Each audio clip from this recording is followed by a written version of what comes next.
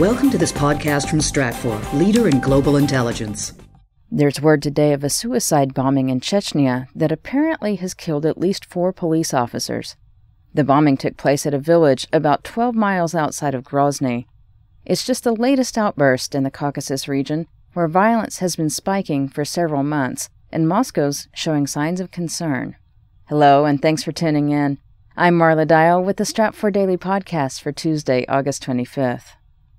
Islamist militants in Chechnya have been quite vocal today.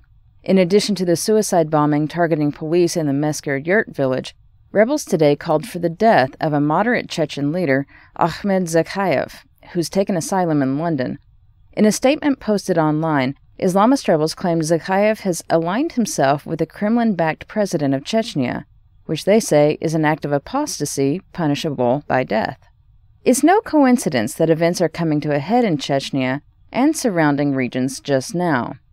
You may recall that just yesterday, Russian Prime Minister Vladimir Putin made a surprise visit to the region and took part in public ceremonies showing support to Chechen President Ramzan Kadyrov.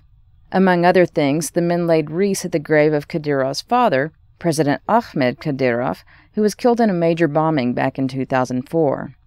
The younger Kadyrov has managed to bring several years of relative peace to Chechnya, but using methods that have brought accusations of human rights abuses.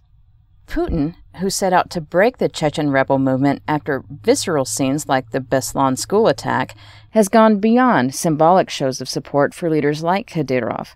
He's made it clear that he expects harsh crackdowns by leaders in neighboring regions too, like Ingushetia, where Stratfor analysts say a number of Chechen rebels have taken refuge.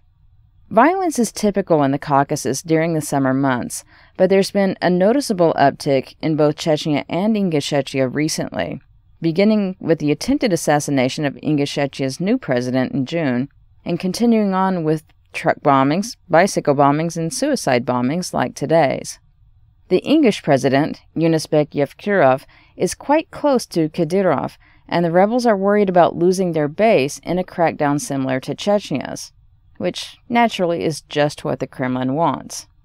The violence is hardwired into the system, at least until the weather turns cold, and it's not clear whether there will be a meaningful shift in the near term. But one indication of a possible evolution did come recently.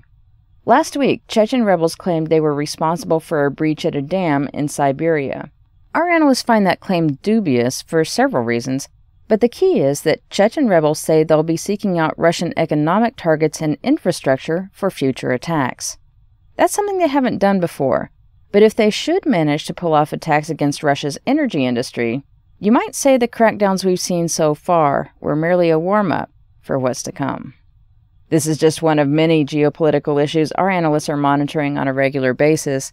You can find out more by logging onto our website at www.stratfor.com. I'm Marla Dial. Until next time.